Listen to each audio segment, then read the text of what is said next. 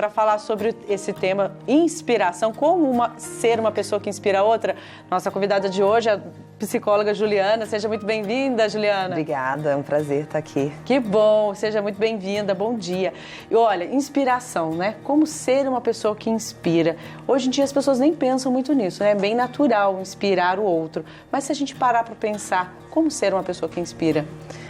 É normal a gente parar para pensar, às vezes, por que que o outro me inspira, né? Exatamente. O que que tem naquela pessoa que ela me inspira tanto, que eu tenho tanta vontade de ser igual, ou de chegar lá, ou de ter essa coragem? E o primeiro elemento para uma pessoa inspirar outra é a autenticidade. Né? Então é importante que a gente se conheça o suficiente, saiba das nossas potencialidades, saiba do que a gente é capaz, reconheça a nossa história de vida, né? Olhe para a nossa trajetória, se localize hoje no mundo e comece a se conhecer. Porque se você não se conhece o suficiente, você não consegue inspirar ninguém. E aí a gente precisa começar a pensar que para que eu possa agradar o outro, eu não posso me adaptar ao que ele quer. Eu preciso ser quem eu sou.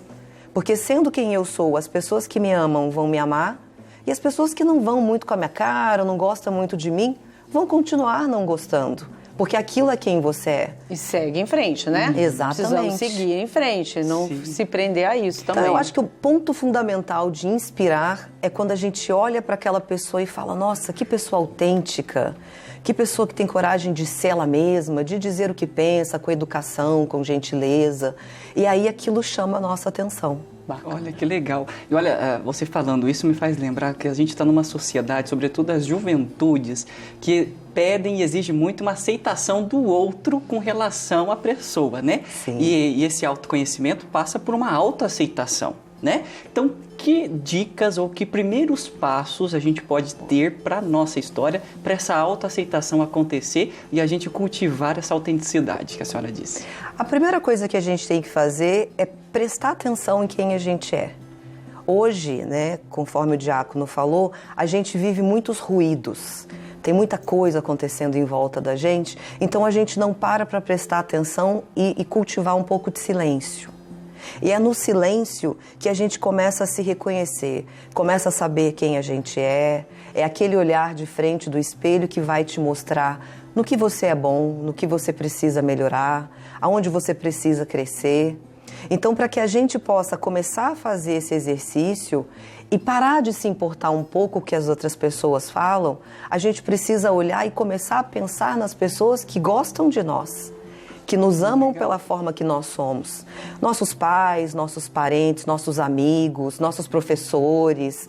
Então, quando a gente começa, eu sempre falo, faz um exercício, né?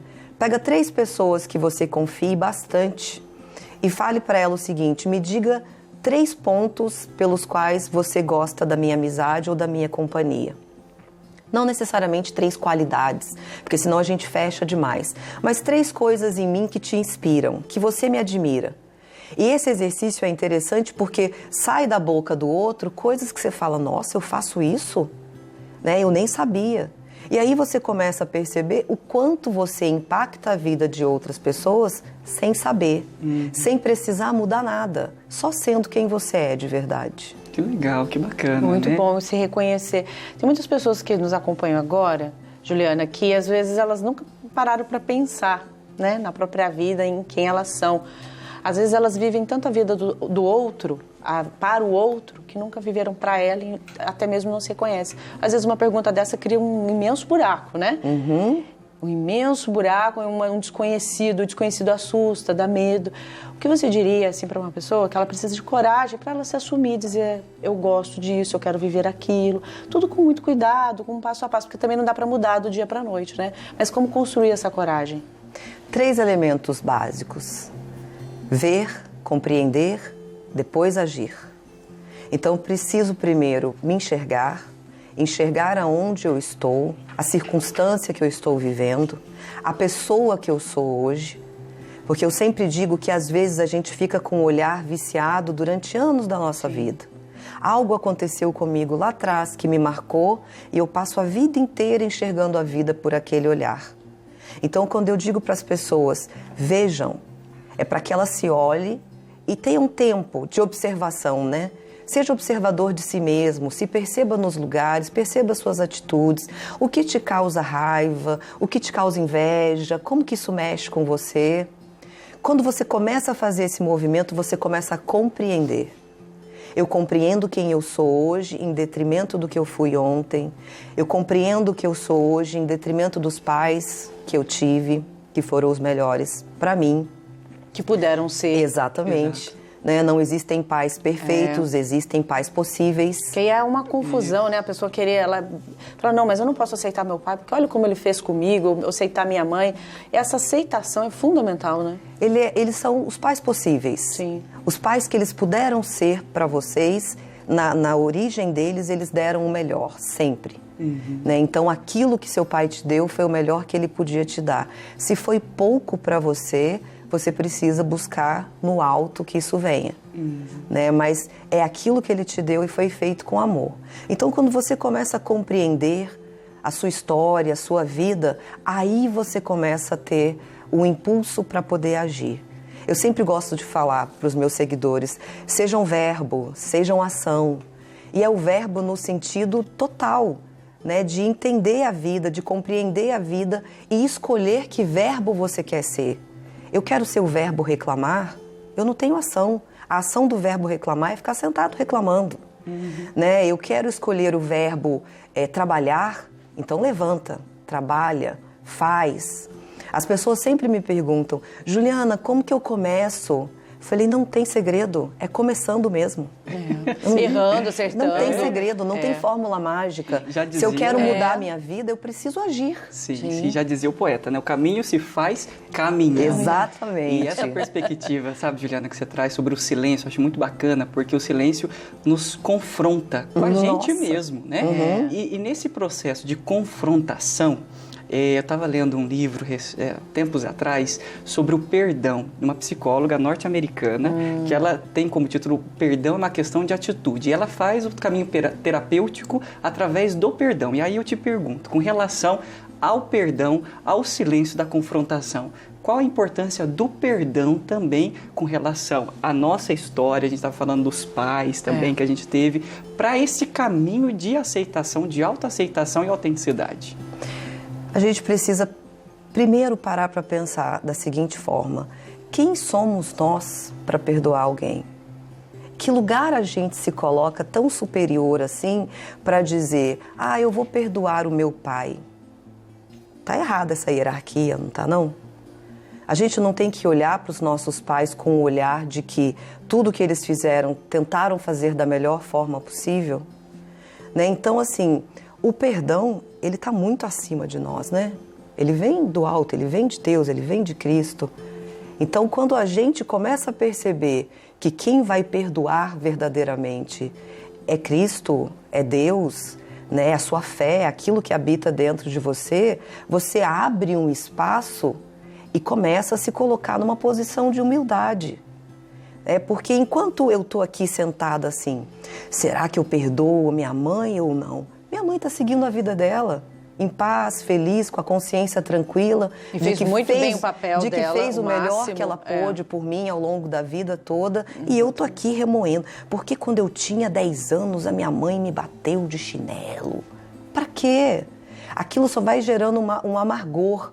Né? Então, o perdão, quando você perdoa a si mesmo, quando você entrega isso na mão de Deus, eu sempre falo, quando você está caminhando e não consegue mais olhar para frente, olhe para o alto.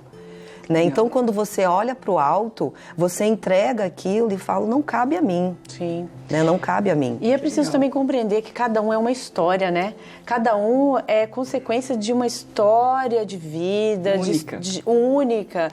Nós não somos só pessoas, nós somos histórias. Você é história, somos histórias. E que a gente traz, nós somos consequência de todas essas gerações e compreender essas vidas, né? Nós somos muito egoístas ao pensar que, sofri, vivi, tarará. Quer dizer, a gente coloca tanta responsabilidade no outro que a gente não assume a nossa própria responsabilidade, talvez, né? Nós fazemos parte, né, Da forma com que a gente coloca, às vezes, parece que existe a relação familiar e eu sou uma pecinha de fora observando. Não, eu sou parte. Eu participo daquele processo ali, né?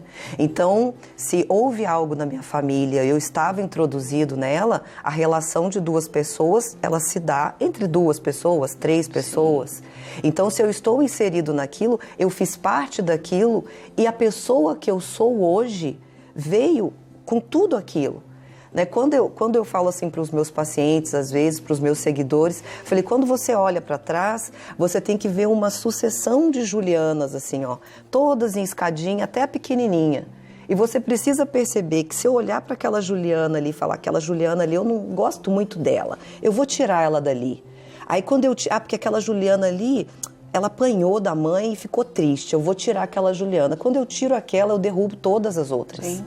Né? Então, a pessoa que nós somos hoje, a força que nós temos hoje, ela veio de todas as situações que nós vivemos. Então, a gente precisa honrar, na verdade, a nossa história, a nossa trajetória, a nossa família. E agradecer. Né? Porque se eu estou aqui, se eu cheguei até aqui, se eu estou bem, se eu estou com saúde mental... é porque teve uma base que cuidou de mim a vida toda. Várias circunstâncias, né, Juliana? Como diz Ortega y Gasset, eu sou eu e as minhas circunstâncias. Se eu não salvo as minhas circunstâncias, eu não salvo a mim mesmo, né? Sim. E tem outra frase desse filósofo, porque a gente estuda filosofia, né? É evidente pra gente um caminho sacerdotal. Sim. E uma frase muito bonita de Ortega y Gasset também, que me marca muito, é aquela frase, olha, quem não espera, desespera.